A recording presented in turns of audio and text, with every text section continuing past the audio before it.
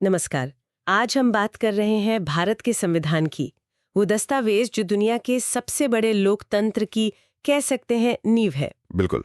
हम सब जानते हैं कि ये दुनिया का सबसे बड़ा लिखित संविधान है, पर ये सिर्फ एक कानूनी किताब तो नहीं है। ये हर भारतीय नागरिक की पहचान है। सही कहा, हमारी बुनियाद है ये। आज हमारे पास कुछ दिलचस्प स्रोत हैं। एक यूट्यूब वीडियो के कुछ हिस्से, एक सरकारी ई बुक और एक वेब लेख भी है। इनके जरिए हम इस महान दस्तावेज के बनने की कहानी की थोड़ी गहराई में उतरेंगे। हाँ। मकसद यही है कि ये जो पूरी प्रक्रिया थी, जो काफी जटिल और लंबी भी रही, उसके सबसे जरूरी और यादगार पहलुओं को समझें। बिल्कुल। और ये समझना भी जरूरी है कि ये संविधान बना कैसे, किन परिस्थितियों में बना और किन लोगों की मेहनत, किन की दूरदर्शिता का नतीजा है। हाँ, ये सिर्फ तारीखों और घटनाओं का ब्यौरा नहीं है, ये तो एक नए राष्ट्र के जन्म की कहानी है। चलिए शुरू करते हैं सफर को। तो सबसे पहले ये बात कि एक स्वतंत्र भारत के लिए अपने संविधान का विचार ये आया कहाँ से? क्या ये एकदम से आ गया? नहीं, अचानक नहीं। ये धीरे धीरे हुआ, एक क्रमिक विकास था। देखिए, जो शुरुआती ब्रिटिश एक्ट्स थे, जैसे 1858 का या फिर 1909-1919 के एक्ट्स, हाँ, वो भारतीयों की जो आकांक्षाएं थीं, उम्मीदें थीं, उनको पूरा नहीं कर रहे थे। उनका झुकाव तो औपनिवेशिक हितों की तरफ ही था, है ना? सही बात है। शायद इसीलिए पहला बड़ा भारतीय प्रयास 1928 में आया, मोतीलाल नेहरू के नेतृत्व में, वो नेहरू रिपोर्ट। हाँ, नेहरू रिपोर्ट, जिसे स्वराज संविधान भी कहा गया, वो एक अहम कोशिश थी। फिर एक बड़ा मोड़ आया 1934 में। एम.एन. रॉय थे, कम्युनिस्ट आंदोलन के प्रणेता माने जाते हैं। उन्होंने पहली बार एक संविधान सभा यानी कॉन्स्टिट्यूएंट असेंबली का विचार रखा। अच्छा, और इसके ठीक बाद 1935 में इंडियन नेशनल कांग्रेस ने भी आधिकारिक तौर पर इसकी मांग कर दी। और 1938 में जवाहरलाल नेहरू ने तो साफ कह दिया था कि आजाद भारत का संविधान बिना किसी बाहरी दखल के बनेगा हाँ, और इसे वयस्क मताधिकार यानी अडल्ट फ्रेंचाइज के आधार पर चुनी गई संविधान सभा ही बनाएगी। एकदम। पर देखिए, शुरुआत में ब्रिटिश सरकार इस मांग को टालती रही, विरोध करती रही। लेकिन फिर दूसरा विश्व युद्ध शुरू हो गया, ब्रिटेन में भी राजनीतिक हालात बदल रहे थे, तो उन्हें थोड़ा नरम पड़ना पड़ा। तो उन्होंने कब मानी ये बात? 1940 का अगस्त प्रस्ताव आया। हाँ, उसमें उन्होंने कह सकते हैं सैद्धांतिक रूप से ये मांग मान ली। मतलब हाँ, ठीक है, युद्ध के बाद सोचेंगे। लेकिन रास्ता आसान नहीं था। 1942 में क्रिप्स मिशन आया, हाँ, पर वो तो असफल रहा। क्यों हुआ ऐसा? हाँ, क्रिप्स मिशन फेल हो गया। कारण ये था कि एक तो कांग्रेस अब सिर्फ डोमिनियन स्टेटस से ज्यादा पूरी आजादी चाहती थी, हाँ, और दूसरी तरफ मुस्लिम लीग, वो भारत के विभाजन पर और दो अलग संविधान सभाओं की मांग पर अड़ गई थी। अच्छा। तो क्रिप्स के जो प्रस्ताव थे, वो ना कांग्रेस को मंजूर हुए, ना मुस्लिम लीग को। तो फिर ये सभा बनी कैसे आखिर? निर्णायक मोड़ कब आया? वो मोड़ आया 1946 में कैबिनेट मिशन प्लान के साथ। कैबिनेट मिशन, हाँ। इस मिशन ने दो संविधान सभाओं का विचार तो खारिज कर दिया, लेकिन एक ऐसी योजना पेश की जिससे संविधान सभा का गठन मुमकिन हो सका। और इसे मुस्लिम लीग ने भी मान लिया। हाँ, कुछ हद तक, थोड़ी हिचकिचाहट के साथ उन्होंने इसे स्वीकार कर लिया। यहीं से रास्ता खुला। तो इस सभा की संरचना कैसी थी? स्रोत बताते हैं कि शुरुआत में कुल 389 सदस्य तय हुए थे। हाँ, 389 सीटें थीं। इनमें से 292 ब्रिटिश भारत के प्रांतों से चुने जाने थे और 4 चीफ कमिश्नर प्रांतों से, तो कुल 296 हो गए। अच्छा। और बाकी 93 सीटें देसी रियासतों यानी प्रिंसली स्टेट्स के लिए थीं। और सीटों का बंटवारा कैसे हुआ? ये मोटे तौर पर आबादी के हिसाब से था। हर 10 लाख लोगों पर लगभग एक सीट। और प्रांतों में जो मुख्य समुदाय थे, मुस्लिम, सिख और सामान्य, उनके बीच उनकी जनसंख्या के अनुपात में सीटें बांटी गईं। और सदस्यों का चुनाव? क्या आम जनता ने वोट दिया था? नहीं, ये सीधा चुनाव नहीं था। प्रांतीय विधानसभाओं के जो सदस्य थे पहले से चुने हुए, उन्होंने ही इन सदस्यों को चुना था। अच्छा, अप्रत्यक्ष चुनाव? हाँ, अप्रत्यक्ष चुनाव, प्रोपोर्शनल रिप्रेजेंटेशन यानी अनुपातिक प्रतिनिधित्व, और सिंगल ट्रांसफरेबल वोट की पद्धति से। और देसी रियासतों के प्रतिनिधि? उनके चयन का तरीका आपसी सलाह से तय होना था। रियासतों को यह तय करना था कि वो किसे भेजेंगे। ये दिलचस्प है कि सदस्य सीधे जनता ने नहीं चुने। फिर भी ऐसा कहा जाता है कि सभा में समाज के लगभग सभी वर्गों का प्रतिनिधित्व था। हिंदू, मुस्लिम, सिख, पारसी, एंग्लो इंडियन, ईसाई, एससी, एसटी, पिछड़े वर्ग और 15 महिलाएं भी थीं। हाँ, ये अप्रत्यक्ष चुनाव प्रणाली और सीटों के बंटवारे का ही मतलब एक नतीजा था कि अलग अलग समूहों को, अलग अलग आवाजों को जगह मिली। ये शायद एकदम परफेक्ट नुमाइंदगी न हो, पर उस वक्त के हिसाब से ये कोशिश जरूर थी कि भारत की जो विविधता है वो सभा में झलके। और 15 महिलाओं का होना तो वाकई बड़ी बात थी उस समय। बिल्कुल। तो आखिरकार वो ऐतिहासिक दिन आया, 9 दिसंबर 1946, संविधान सभा की पहली बैठक। कहाँ हुई थी ये बैठक? ये बैठक हुई दिल्ली के कॉन्स्टिट्यूशन हॉल में, जिसे आजकल हम संसद भवन का सेंट्रल हॉल या संविधान सदन कहते हैं। अच्छा। सत्र की शुरुआत वंदे मातरम के गायन से हुई और आचार्य कृपलानी ने उद्घाटन भाषण दिया था। लेकिन इस पहली बैठक में कुछ महत्वपूर्ण लोग नहीं थे, जैसा आपने पहले बताया। हाँ, मुस्लिम लीग ने इसका बहिष्कार किया था। वो अपनी अलग संविधान सभा की मांग पर अड़े थे और महात्मा गांधी और मोहम्मद अली जिन्ना भी उपस्थित नहीं थे। तो कितने लोग आए थे पहले दिन? स्रोतों के अनुसार करीब 207 या कुछ जगह 211 सदस्य बताते हैं, इतने लोग मौजूद थे। सभा का नेतृत्व किसने किया फिर? अध्यक्ष कौन बने? एक फ्रांसीसी परंपरा है कि सबसे वरिष्ठ सदस्य को अस्थायी अध्यक्ष बनाते हैं। हाँ। तो उसी का पालन करते हुए सबसे बुजुर्ग सदस्य थे डॉक्टर सच्चिदानंद सिन्हा। उन्हें अस्थायी अध्यक्ष चुना गया। अच्छा, सिर्फ अस्थायी? हाँ, बस पहली 2 दिन के लिए। फिर 11 दिसंबर 1946 को डॉक्टर राजेंद्र प्रसाद स्थायी अध्यक्ष चुन लिए गए। और उपाध्यक्ष? एच.सी. मुखर्जी उपाध्यक्ष बने और सर बी.एन. राव, जो बहुत बड़े कानून के जानकार थे, उन्हें संवैधानिक सलाहकार नियुक्त किया गया। और फिर आया वो क्षण जिसने संविधान की आत्मा तय की, उद्देश्य प्रस्ताव, ऑब्जेक्टिव्स रेजोल्यूशन। बिल्कुल, ये बहुत ही महत्वपूर्ण था। 13 दिसंबर 1946 को जवाहरलाल नेहरू ने ये ऐतिहासिक प्रस्ताव पेश किया। इसने संविधान के जो मूल सिद्धांत थे, जो दर्शन था, उसकी नींव रखी। इसमें भारत को एक स्वतंत्र, संप्रभु गणराज्य घोषित करने का दृढ़ संकल्प था। इस प्रस्ताव में क्या मुख्य बातें थी? नागरिकों के लिए क्या था? इसमें कहा गया कि भारत एक संघ होगा, जिसमें ब्रिटिश भारत के क्षेत्र, देसी रियासतें और वो अन्य क्षेत्र भी शामिल होंगे जो अपनी मर्जी से शामिल होना चाहें। ठीक है। और सबसे बड़ी बात, सारी शक्तियां और प्राधिकार जनता से प्राप्त होंगे। मतलब शक्ति का स्रोत जनता होगी। और सभी नागरिकों को सामाजिक, आर्थिक और राजनीतिक न्याय मिलेगा। अवसर की समानता होगी, कानून के सामने सब बराबर होंगे, विचार, अभिव्यक्ति, विश्वास, धर्म, उपासना, व्यवसाय, संघ बनाने और काम करने की आजादी होगी, जाहिर है कानून और सार्वजनिक नैतिकता के दायरे में। और अल्पसंख्यकों के लिए? हाँ, अल्पसंख्यकों, पिछड़े और जनजातीय क्षेत्रों, दलितों और अन्य पिछड़े वर्गों के लिए पर्याप्त सुरक्षा उपायों का प्रावधान होगा, ये भी कहा गया। ये तो सुनने में बिल्कुल हमारे आज के संविधान की प्रस्तावना, प्रियम्बल जैसा है। हाँ, काफी हद तक। इसे कब अपनाया गया? इस पर थोड़ी बहस हुई, विचार विमर्श हुआ और फिर 22 जनवरी 1947 को सभा ने इसे सर्वसम्मति से अपना लिया। तो इसने दिशा दे दी। हाँ, इसी का परिवर्तित रूप आज हमारे संविधान की प्रस्तावना है।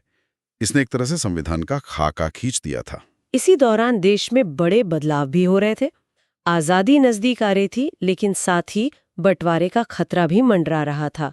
इसका संविधान सभा पर क्या असर पड़ा? बहुत गहरा असर पड़ा। फरवरी 1947 में ब्रिटिश प्रधानमंत्री क्लेमेंट एटली ने घोषणा कर दी कि जून 1948 तक अंग्रेज भारत छोड़ देंगे। हाँ। फिर 3 जून 1947 को लॉर्ड माउंटबेटन ने विभाजन योजना पेश की, जिसे काफी जद्दोजहद के बाद स्वीकार कर लिया गया। और फिर स्वतंत्रता अधिनियम आया। हाँ, जुलाई 1947 में ब्रिटिश संसद ने भारतीय स्वतंत्रता अधिनियम 1947 पारित कर दिया। इस अधिनियम का सबसे बड़ा प्रभाव क्या था संविधान सभा पर? सबसे बड़ा प्रभाव ये था कि संविधान सभा एक पूर्ण संप्रभु निकाय बन गई, फुली सॉवरन बॉडी। सॉवरन मतलब अब वो ब्रिटिश सरकार के किसी भी कानून से बंधी नहीं थी। वो जैसा चाहे वैसा संविधान बना सकती थी, पुराने ब्रिटिश कानूनों को बदल सकती थी या खत्म भी कर सकती थी। पूरी आजादी। और विभाजन के कारण सदस्य संख्या कम हो गई होगी। हाँ, बिल्कुल। विभाजन के कारण जो क्षेत्र पाकिस्तान में चले गए, जैसे पश्चिमी पंजाब, पूर्वी बंगाल, सिंध, NWFP, बलूचिस्तान और असम का सिलहट जिला, वहां के जो प्रतिनिधि थे वो अब भारत की संविधान सभा के सदस्य नहीं रहे। तो संख्या कितनी रह गई? 389 से घटकर 299 रह गई। एक स्रोत के अनुसार इन 299 में से 229 भारतीय प्रांतों से चुने गए थे और 70 रियासतों से मनोनीत थे। एक और दिलचस्प बात, संविधान सभा अब दोहरी भूमिका निभा रही थी। ये कैसे हुआ? हाँ, ये बहुत महत्वपूर्ण है।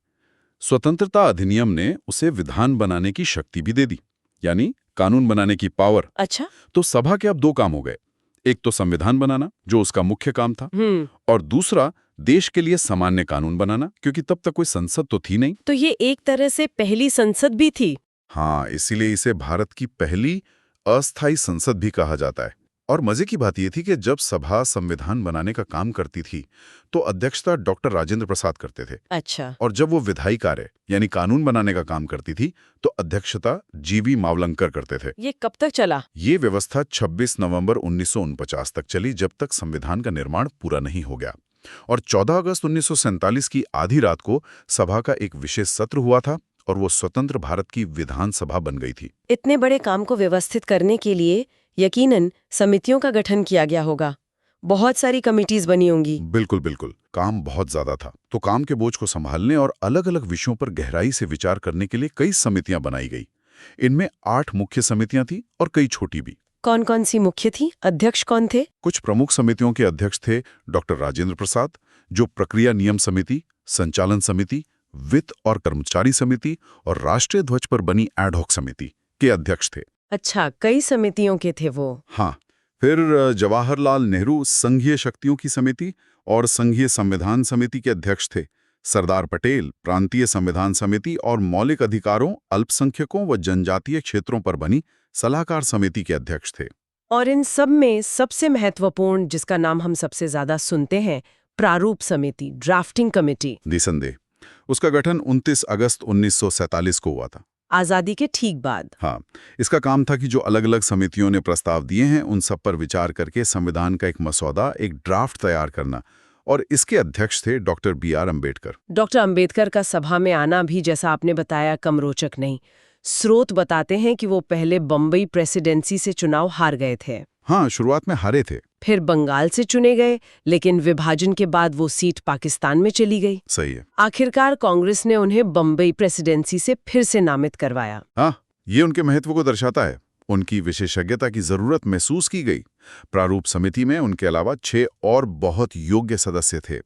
N. गोपालस्वामी अयंगर, अल्लादी कृष्णा स्वामी अय्यर, डॉक्टर KM मुंशी, सैयद मोहम्मद सादुल्ला। और 2 सदस्य बाद में बदले भी थे। हाँ, N. माधवराव आए थे BL मित्तर की जगह, जो बीमार हो गए थे, और TT कृष्णामाचारी आए थे DP खेतान की मृत्यु के बाद। इस समिति ने मसौदा कैसे तैयार किया? क्या ये सब बंद दरवाजों के पीछे हुआ? नहीं, ये प्रक्रिया काफी खुली थी। समिति ने पहला मसौदा तैयार करके फरवरी 1948 में प्रकाशित किया। मतलब आम लोगों के लिए? हाँ, भारत के लोगों को इस पर चर्चा करने और संशोधन सुझाने के लिए 8 महीने का समय दिया गया। सोचिए, ये तो कमाल है। लोगों की प्रतिक्रियाएं आईं, आलोचनाएं हुईं, सुझाव मिले। उन सब पर विचार करने के बाद समिति ने दूसरा मसौदा अक्टूबर 1948 में प्रकाशित किया। फिर डॉक्टर अम्बेडकर ने अंतिम मसौदा 4 नवंबर 1948 को सभा में पेश किया। इस पर पहली रीडिंग हुई और फिर बहस शुरू हुई। हाँ, फिर शुरू हुआ सबसे गहन विचार विमर्श। सभा ने मसौदे पर विचार करने में कुल 165 दिन लगाए, ऐसा कहा जाता है। 165 दिन? हाँ, जिनमें से 114 दिन तो सिर्फ और सिर्फ प्रारूप संविधान पर क्लॉज बाय क्लॉज बहस के लिए समर्पित थे। बाप रे! कुल 7,635 संशोधन प्रस्तावित किए गए थे। 7,000 से ज्यादा? हाँ, जिनमें से करीब 2,473 पर तो सभा में विस्तार से चर्चा हुई या उन्हें विचार के लिए रखा गया। ये दिखाता है कि कितनी बारीकी से काम हुआ। तो 2 साल 11 महीने और 18 दिन, या एक स्रोत कहता है 17 दिन। खैर, लगभग 3 साल की कड़ी मेहनत के बाद संविधान तैयार हुआ। हाँ, इस पूरी अवधि में सभा के कुल 11 सत्र हुए। और एक दिलचस्प बात यह भी है कि 53,000 से ज्यादा दर्शक दीर्घा से लोगों ने कार्यवाही देखी। अच्छा, आम लोग भी देख सकते थे? हाँ, ये दिखाता है कि लोगों में कितना इंटरेस्ट था, कितनी उत्सुकता थी अपने संविधान को बनते देखने की। तो अंतिम संविधान कैसा था जब वो तैयार हुआ? जब इसे अपनाया गया 26 नवंबर 1949 को, तो अंतिम संविधान में एक प्रस्तावना थी। 395 अनुच्छेद यानी आर्टिकल्स थे, जिन्हें 22 भागों यानी पार्ट्स में बांटा गया था, और 8 अनुसूचियां यानी स्केड्यूल्स थी। 395 अनुच्छेद। हाँ, उस समय ये दुनिया का सबसे लंबा लिखित संविधान था। आज तो खैर संशोधन होते होते इसमें और भी अनुच्छेद, भाग और अनुसूचियां जुड़ गई हैं। इसे अपनाया कब गया? आपने बताया 26 नवंबर 1949। हाँ, 26 नवंबर 1949 को। इसी दिन सभा में प्रस्ताव पास हुआ कि संविधान जैसा कि सभा द्वारा तय किया गया है, पारित किया जाता है। और इस पर हस्ताक्षर हुए? हाँ, उसी दिन सभा में उपस्थित 284 सदस्यों ने इस पर हस्ताक्षर किए। अध्यक्ष डॉक्टर राजेंद्र प्रसाद ने भी हस्ताक्षर किए। इसीलिए 26 नवंबर को भारत में संविधान दिवस के रूप में मनाया जाता है। लेकिन हम गणतंत्र दिवस तो 26 जनवरी को मनाते हैं, ये क्यों? जब नवंबर में अपना लिया तो लागू जनवरी में क्यों हुआ? हाँ, ये एक बहुत दिलचस्प सवाल है। देखिए, संविधान के कुछ प्रावधान जैसे नागरिकता से जुड़े, चुनाव से जुड़े, अस्थायी संसद से जुड़े कुछ अनुच्छेद, वो तो 26 नवंबर 1949 को ही लागू हो गए थे। अच्छा, कुछ हिस्से उसी दिन लागू हो गए। हाँ, फौरन। लेकिन संविधान का जो मुख्य भाग था, बड़ा हिस्सा, वो 26 जनवरी 1950 को लागू किया गया। पर क्यों? कोई खास वजह? इसकी एक ऐतिहासिक वजह है। 1930 में इंडियन नेशनल कांग्रेस ने लाहौर अधिवेशन के बाद 26 जनवरी को पूर्ण स्वराज दिवस के रूप में मनाने का फैसला किया था। हाँ, सुना है। तो उसी ऐतिहासिक दिन की याद में उसकी महत्ता को बनाए रखने के लिए ये तारीख चुनी गई संविधान को पूरी तरह से लागू करने के लिए। अच्छा। इसी दिन भारत एक डोमिनियन नहीं रहा, बल्कि एक संप्रभु गणराज्य बन गया, और जो पुराना गवर्नमेंट ऑफ इंडिया एक्ट 1935 था, उसे पूरी तरह से निरस्त कर दिया गया। संविधान सभा का अंतिम सत्र कब हुआ? अंतिम बैठक हुई 24 जनवरी 1950 को। ठीक 2 दिन पहले। हाँ, और इसी दिन सदस्यों ने फिर से हस्ताक्षर किए। और सबसे महत्वपूर्ण, इसी दिन डॉक्टर राजेंद्र प्रसाद को सर्वसम्मति से भारत का पहला राष्ट्रपति चुना गया। अच्छा। और जन गण मन को राष्ट्रगान और वंदे मातरम को राष्ट्रगीत के रूप में भी इसी दिन अपनाया गया। राष्ट्रीय ध्वज तो पहले अपना लिया गया था। हाँ, राष्ट्रीय ध्वज यानी तिरंगे को सभा ने 22 जुलाई 1947 को ही अपना लिया था। और क्या 24 जनवरी के बाद सभा भंग हो गई? नहीं, सभा भंग नहीं हुई। वो 1951-52 में जब पहले आम चुनाव हुए और नई संसद बनी, तब तक भारत की अस्थायी संसद के रूप में काम करती रही। ये सिर्फ एक कानूनी दस्तावेज नहीं है, बल्कि कला का भी नमूना है। सुना है इसे हाथ से लिखा गया था, टाइप नहीं किया गया। बिल्कुल, ये बहुत ही खास बात है। मूल संविधान हिंदी और अंग्रेजी दोनों में हाथ से लिखा गया था। कोई टाइपिंग नहीं, कोई प्रिंटिंग नहीं। हाथ से? कितने शब्द होंगे उसमें? अंग्रेजी वाले में करीब 90,000 शब्द हैं, ऐसा अनुमान है। बाप रे! किसने लिखा? अंग्रेजी संस्करण की जो खूबसूरत सुलेखन यानी कैलीग्राफी है, वो प्रेम बिहारी नारायण रायजादा ने की थी, इटैलिक शैली में। उन्होंने इसके लिए कोई फीस भी नहीं ली थी, बस हर पन्ने पर अपना नाम और आखिरी पन्ने पर अपने दादा का नाम लिखने की शर्त रखी थी। वाह! और हिंदी वाला? हिंदी संस्करण का सुलेखन वसंत कृष्ण वैद्य ने किया था। और सुना है इसके पन्नों पर चित्रकारी भी है। हाँ, ये भी अद्भुत है। शांतिनिकेतन के प्रसिद्ध कलाकार नंदलाल बोस और उनके शिष्यों ने, जैसे राम मनोहर सिन्हा, जिन्होंने प्रस्तावना पृष्ठ को सजाया, संविधान के पन्नों को सुंदर चित्रों से सजाया है। कैसे चित्र हैं? इसमें भारतीय इतिहास और संस्कृति के दृश्यों को दर्शाती 22 छोटी-छोटी पेंटिंग्स हैं। सिंधु घाटी सभ्यता से लेकर स्वतंत्रता आंदोलन तक के दृश्य हैं। हर भाग की शुरुआत में एक चित्र है। इन मूल प्रतियों को कैसे रखा गया है? मूल प्रतियों को संसद के पुस्तकालय में बहुत सावधानी से हीलियम से भरे विशेष केसों में रखा गया है, ताकि वो खराब ना हो। अद्भुत। अच्छा, ये भी जानना चाहेंगे कि हमारे संविधान पर किन बाहरी और आंतरिक विचारों का प्रभाव रहा? हाँ, ये बहुत महत्वपूर्ण है। कोई भी संविधान वैक्यूम में नहीं बनता। हमारे संविधान निर्माताओं ने दुनिया के कई संविधानों का अध्ययन किया था। जैसे? सबसे बड़ा प्रभाव तो गवर्नमेंट ऑफ इंडिया एक्ट 1935 का दिखता है, खासकर संघीय ढांचा, राज्यपाल का पद, न्यायपालिका की संरचना वगैरह। और विदेशों से? अमेरिकी संविधान से मौलिक अधिकार, न्यायिक समीक्षा, जुडिशियल रिव्यू, राष्ट्रपति पर महाभियोग जैसी चीजें ली गईं। आयरिश संविधान से राज्य के नीति निदेशक सिद्धांत, directive principles of state policy, और राष्ट्रपति के चुनाव की पद्धति ली गई। ब्रिटेन से? संसदीय प्रणाली ली गई। और आंतरिक रूप से भारतीय विचारों का क्या असर रहा? गांधीवादी आदर्शों का प्रभाव दिखता है, खासकर नीति निदेशक सिद्धांतों में, जैसे ग्राम पंचायतों को बढ़ावा देना, कुटीर उद्योगों को प्रोत्साहन, नशीले पदार्थों के सेवन पर प्रतिबंध लगाने की बात। हाँ। साथ ही सामाजिक समानता पर बहुत जोर दिया गया। अनुच्छेद 17 द्वारा अस्पृश्यता यानी छुआछूत का अंत किया गया। अनुच्छेद 18 द्वारा उपाधियों का अंत किया गया, सिवाय सैन्य और अकादमिक उपाधियों के। और आरक्षण? हाँ, अनुसूचित जातियों और जनजातियों के लिए सकारात्मक कार्यवाही यानी अफर्मेटिव एक्शन का प्रावधान किया गया। सीटों और नौकरियों में आरक्षण दिया गया। और जैसा हमने पहले जिक्र किया, 15 महिला सदस्यों की उपस्थिति, उनका क्या योगदान रहा? उनका होना ही अपने आप में बड़ा योगदान था। सरोजनी नायडू, राजकुमारी अमृत कौर, हंसा मेहता, दुर्गाबाई देशमुख, सुचेता कृपलानी जैसी कई जानी मानी महिलाएं थीं। उन्होंने महिलाओं के समान अधिकारों, समान नागरिक संहिता जैसे मुद्दों पर जोरदार बहस की और अपनी बात रखी। उस जमाने में ये बहुत प्रगतिशील बात थी। तो ये थी भारतीय संविधान के निर्माण की एक झलक। ये कहानी हमें बताती है कि हमारा संविधान सिर्फ कुछ दिनों या महीनों में नहीं बन गया, नहीं, बिल्कुल नहीं। बल्कि ये वर्षों के गहन विचार विमर्श, बहस, कभी-कभी असहमति, फिर समझौते और सबसे बढ़कर दूरदर्शिता का परिणाम है। ये वास्तव में एक अनूठी प्रक्रिया थी जिसमें अनगिनत लोगों का योगदान रहा।